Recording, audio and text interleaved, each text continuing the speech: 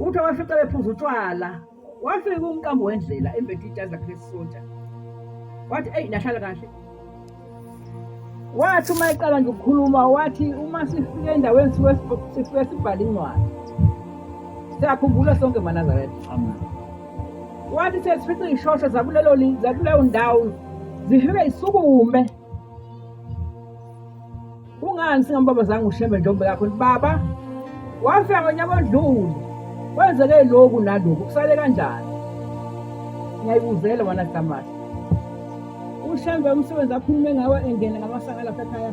uwenzile maNazaretha sawubona nje nayisilima ngumshumeli ngwele bekuhle kodwa zathi mayifathela imoto kodwa hayi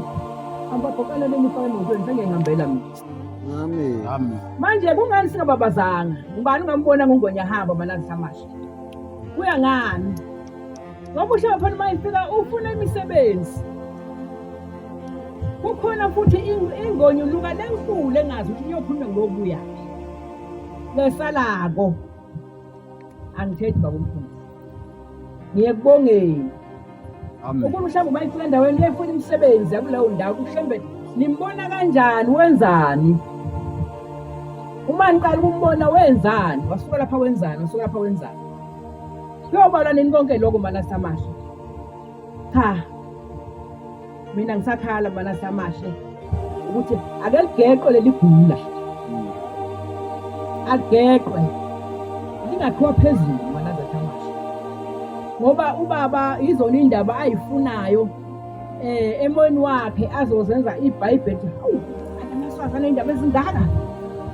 kule ndaba enkulu lapha ekhaya maNazaretha ngisafa ngokuhamba kwamntwana nenkosi babhuka maNazaretha ongena wabizwa uma kubekwa lo muzi sasentethelelweni maNazaretha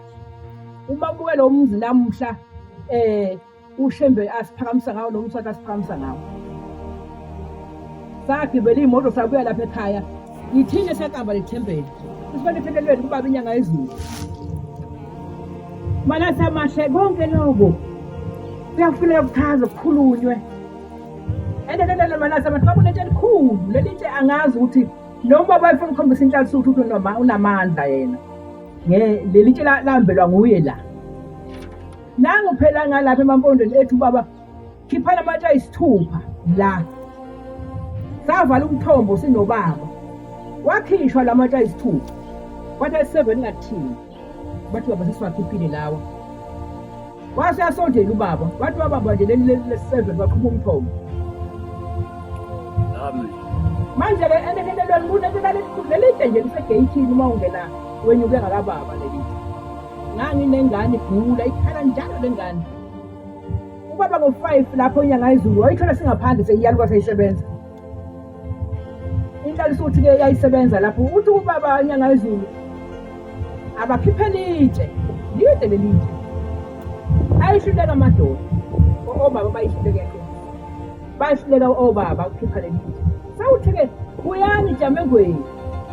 laba simane zona kakhulu manje sathi masibaba ubaba wayibambe wayibhekile ngisandla ubaba singana nathi wawusaba ukuthi izandla zakhe zothile zikababa ukuthi eshembe nayizakhe zothile zikababa uzindalami ubambe ngokwesaba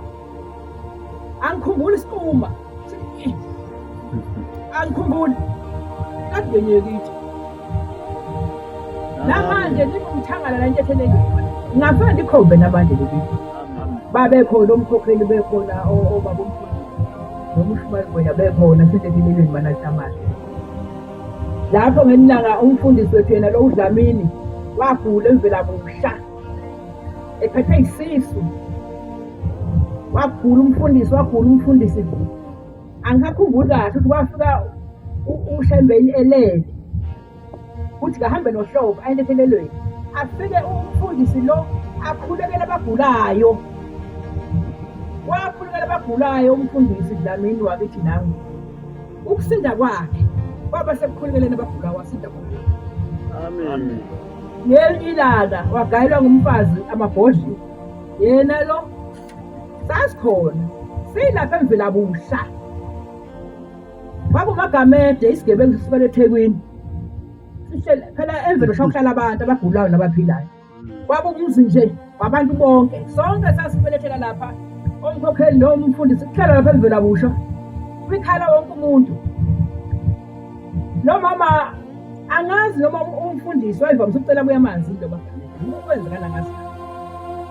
Uthi ke lo mfazi ukhuluma kanti uyezwa lo muntu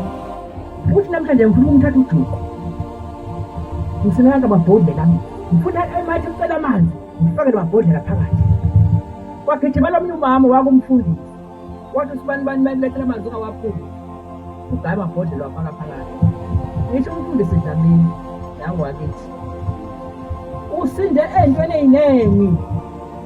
uNkulunkulu amvusa amvusa. Kusho ukuthi kwesinye isikhathi mfundisi wenkosi kukhona uNkulunkulu lakushoko ngoba ukuba ukugula kuhambe siwahamba emhlabeni kukhona ushembe into ayifunayo noma okanye-ke akafiki leso sikhathi-ke angisho njalo kodwa nje sengibala iwombe uNkulunkulu uma engafuni nawe bonke umshumayeli ngwenya la ngikhuluma ngabantu ade behlala baseMvelabusha mina ziningi iy'wombe ngela khona lapha eMvelabusha beza bedubane ephethe isibhamu hamba phambili khona umfana kwahlala lapha wale phayithukala kwashofa ngomzulu wayesenze Shoprite bayamthenga-ke ngokuthi wathi uma sekhuluma ebandleni wathi bangithengile bebetha ngodubula umshumayeli Ngwenya. UNgwenya wayegeza eminyango edokodweni lapha eMvelabusha. Uyeza-ke lo mfana ufuna ukuthi hey Ngwenya umshumayeli ukuphi futhi hey angiyekele wena njalo uthi uma udakiwe uze lana uzokhuluma nami uyageza baba ngaphandle eminyango. Uthi hayi ngize kuwe uthi baba uze kuba ngifunani angikhulumi into odakiwe mina. Uyageza uyaqeda ubaba uma eseqedile uthi lo mfana hawu angisengihamba ngedwa hayi nami ngisaqhubeki nendaba wabele vele nesibhamu sakhe. Kanti emalangeni wahamba ukhomba ukuthi abathi umshumayeli la ephethe ivorovolo wathi abathi mfaka la ulwelo lwamzi kaShembe Manasamasha lapha eMvelabusha kunendaba enkulu laphayana njengoba wayekhuluma umfundisi Mkhonza umfundisi wenkosi kukhona lokugwabukayo la le computer yami iyavuleka ungixolele baba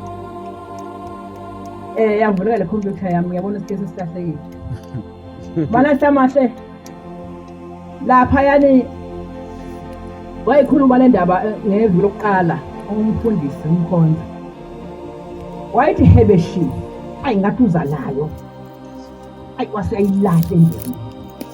wayekha phambili wangayisusa phansi. Ngisho lapha eMvelabusha Manasamasha kunendawo lapha ubaba mkhulu owafika ngokwenyama asuke eSimakade ngokomoya babegidike abantu mangisho njalo uShembe phela ungimoya wayebona ngonhlabathi umfundisi ekhaya kubo bantu abeyiphuzela utshwala nje umfundisi wasashona lo wangala uthi wafica bephuza utshwala wafika umqambo wendlela embethe ijazi lakhe lesoja wathi eyi nahlala kahle insizwa nahlala njengensizwa zaseNazaretha angabe kumnandi ukuthi umfundisi Nhlabathi wamangala umfundisi Nhlabathi cha mayifika ekhaya ngazi uhamba umlungisele wathi lo baba wakho nambani imlungisele elawini ntombazana amlungisele intombazana elawini intombazana mayimlungisele elawini angaze kuseni noma khona ebusuku mayitiyobheka akho muntu kanti labo ubusuku ngokomoya wahamba bazawafika eMvelabusha wathola umfundisi Hlophe elele phansi komkotapeni intambama likhiza izulu uyaphuma baba Hlophe uthi ake ngochithe manje ukhanza ubabulele ngaphandle. Hawu baba ulaleleni lapha wathi hayi bengisathi umfana ngithi akangikhulekelela kuyise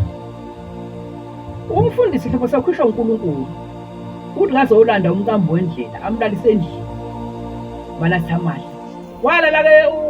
umnyamandala lapho ngokwenyama wafa ekhona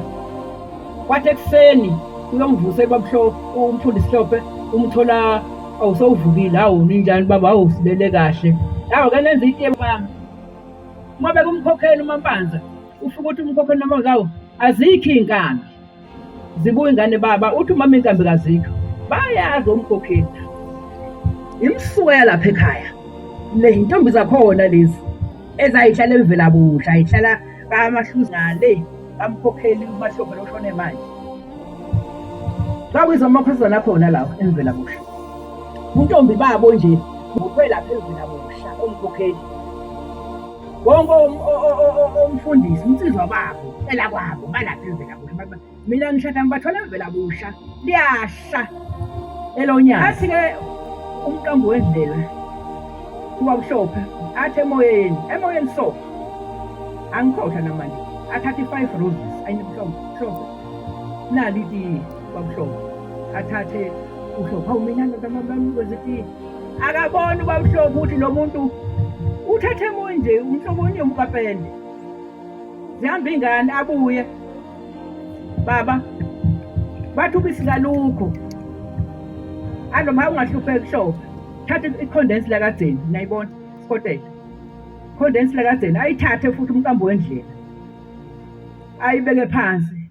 baphuza itiye lasemoyeni nomfundisi Hlophe lapha eMvelabusha kunesekhle wayakho babehlophe lapha kulele khona umqambo wendlela nanini ngafuka ikhanze lesekhle ngizobona lesekhle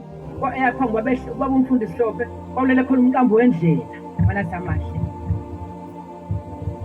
ekseni uma sebonda ayikhona ngathi sekuyantwele ezasi lapho umfundisi Hlophe athi ayihlophe ngisafuna ukubona amabala omzi wakho baphumele ngaphandle balibuka egceke sengiyayishiya kanti wayishiyo phambili ithaboshana amabala omzi wakho uzofika emzini wakho eyaphambili angafiki uphambili kanti uzofika ngale simo lesi ukhabaphuma nasamahle bahamba uma behamba ngasesangweni okunomfula ngani kunomabhomso bahamba umkhokheli uMakempanza noSisithemba sebabonile ukuthi ye mama lo muntu lesi uthathe emoyeni akusumuntu uyahamba umfundisi Hlophe uphelezela lo baba amphelezela uyafika bathi abantwana ubuye baba akaboni babuhlophe uye baba kusumuntu lona abantwana bayambona bathi akanyatheli phansi lo muntu uhamba emoyeni wathi ngabona yini babuhlophe usiyasola siyabona kanti kuyashilo la babuhlophe ukuthi hayi ngisahamba ngisabheka enyakatho kodwa ngizobuya ngeningizimu kawakhuphuka lesoshana lapha ngale ngasesangweni wakhupha lesoshana bathi bayilapha ngaphesheya kwaphela emoyeni banasamanje ngisho ukuthi-ke izindaba zonke lezi intshumayela iswazini abagcotshwa bethu okufuna bazikhulume zize umhlaba wonke banazethu amahle ikhona esala yanje ngifoba umntwana enkosi Maguga washona kodwa umntwana enkosi Maguga kunendaba enkulu owayenza la kaNgwane wasindisa izwe la kaNgwane umntwana enkosi Maguga ngeke ngisayichaza ke leyo ngoba nayo indima nathi abahle nami ngathi ngiloko uShembe engimbabaza kako ngindishembe kade sakubona sawufikile ezontakithi kule minyaka emibili sizokwenza imisebenzi uzophelelisa njengoba washo ukuthi besiyakafika isikhathi ukuthi ngize la inkosi mayimbuza uShembe ngokuphi onke bathi bengafika isikhathi nganginayo ipassport baba wayengithathele yaze yaphela manje ke sekusikhathi ukuthi mana samahle siyababaza kakhulukazi naye inkosi yaleKhangwane mana singayilibali ngendlela umswati asiphakamise ngayo kaNgwane mana samahle ngisho ihlahla ziyakhuluma ngisho amatshe ayakhuluma ngicabanga ukuthi asematshwaleni kuyakhuluma bathi noShembe bezakhishwa amabhasi angaka umswati kusho ukuthi mkhulu yini ngathi mina ngoba ngixoxa hayi buyeni batshela ukuthi mkhulu uShembe baphinde bakubuza batshela ukuthi mkhulu vele uShembe emhlabeni wonke jikelele sawubona umswati ukuthi hayi lo muntu wasezulwini bana samahle ngishiye nje babuhlophe ukuthi esuke emsebenzini babuhlophe wayenesandla la ngemuva emhlanje uthi ngoba indaba yakhe isuka kude cha angasayi la ngafa wayenesandla la ngemuva washawa ngobeka ngiShembe ngesandla wathi wamthi bhaqa la so la emhlanje wathi ngenzela ukuthi ungakhohlwa wathi mayifeka engeneni zakhe ake ngibukela ngemuva nginani bathi baba kunesandla wathi wo ngishawe kukhona babele ngibeke esandla la ngemuva wathi wenze ukuthi ngingakhohlwa ngoba le ndaba yaphelela yaqedwa uMbazini enyakatho. uMbazini khoshile ukuthi umikisa abantu abangazani uShembe ilanga lamalanga. Uma ethi yaguqa ukuthi baba leli nami hayi abantu bayazana ubaba usewukhona hlobo bazana ematholeni basazi abantu basazi isitokhi samathola abanye abantu labanye bazazi bazanela lapho oShembe abathanda umfundisi yaphela lapha indaba wamnika ingubo okuthandazela wathi naye ingubo okuthandazela Hlophe yokhulelela abantu baphile eswazini beqala ukubonana nganga waseyabuza uBamhlophe kusina wathi baba lokho kuhle kangaka ngifundiswa ngibani esho kusina umfundisi Hlophe angabe phela umshumayela angabe uvangela ngabe yini engibaba nje ongumna oqala ukubona uShembe lona hlala mbona emoyeni babebonana emoyeni labantu wazambona esipenedini sikaMbazini wambuza ukuthi lo muntu ukhona into wathi uMbazini ukhona ukuphi wathi asahambe siya kulezweni lakithi siyakhona nje kulamalanga nembala ngwangwa nobabili ngalamalanga ayembone emoyeni bekhuluma naye indaba zabo angazi babekhuluma nje kodwa mzwana bebonana amehlo namehlo wathi ubabili ngalamalanga awuhlobo sawukhona noHlophe wathi baba ngase ukuthi ngibani la kuthanda baba ngisho ukuthi manje into yasezulwini ngeke uyazi ziningi le indaba noma ngisho ukuthi ikhompyutha mayisavaleke ngicela ivaleke uShembe ayivale ngani ngoba baningi abafuna ukufunda amalanga amahle yiloko bekunesilokozane sale ndabana njengexoxayo ukuthi ngathi abantu bangwane bangayazi nalokuthi umfundisi Hlophe waye umuntu okanjani wenzani noShembe wakhe kuleli izwe leli banathi amahle ngathi ngilawo mazwi ubangela umfundisi wenkosi engibabaza ngawo uShembe uthi namhla sewufikile uShembe sizophelelisa umsebenzi ezweni lakithi laKangwane ngisho ithutha basaba ngisho ukubuza nangumshumayeli ngweni abanye bathi hawu sasazi ukuthi uzosukuma mase kufikele uShembe wakhe basho nje nabanye ngabo ukuthi uNkulunkulu avela wenza umsebenzi abe isibonele kulesa sigodeni njalo kusona banathi amahle bakhulu ukuphenduka ngoba sebawubona umsebenzi kodwa nje imvunga yona ikhona ungwane wonke manathi amahle ngonyasi wezulu inkosi isenkuzweni